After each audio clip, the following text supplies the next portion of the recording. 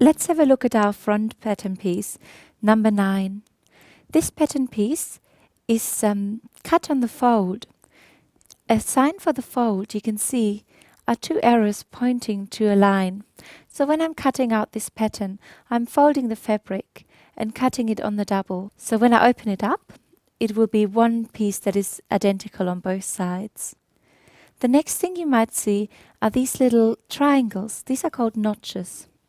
These notches are necessary to give us an idea where other pattern pieces that correspond and attach to the front dress would line up.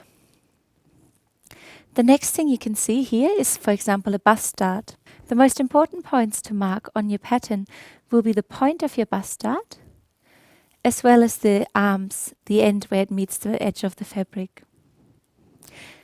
You can also see it gives you an idea where the waistline sits.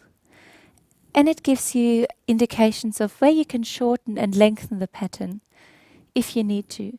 For example, if you're taller than the standard 168 centimeters, you might be 175 centimeters or so. You would cut your pattern here and spread it apart a little bit, laying a bit of paper underneath. If you're quite a lot shorter, you could shorten it and overlap your pattern. Some patterns will also give you a fold line for petite people, where you can match this line to this line and the same thing here, and it will automatically shorten your pattern in proportion. Moving on to the back section, you can see that it doesn't have a fold line.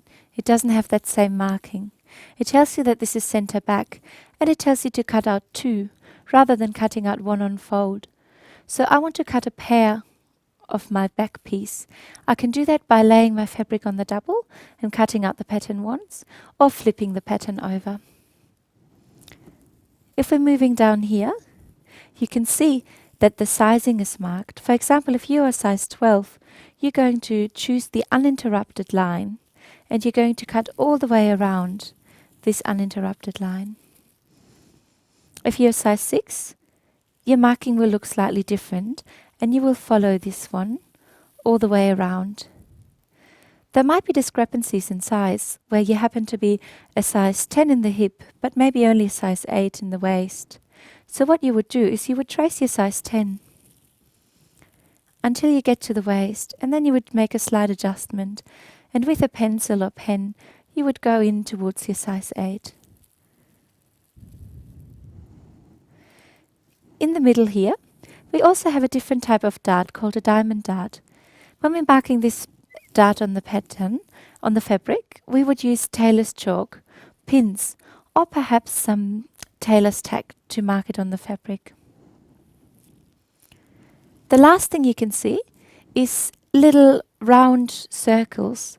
These circles give you an indication, for example, where your fold line finishes for a vent, or where your zipper finishes, and it gives you the corresponding size in number as well.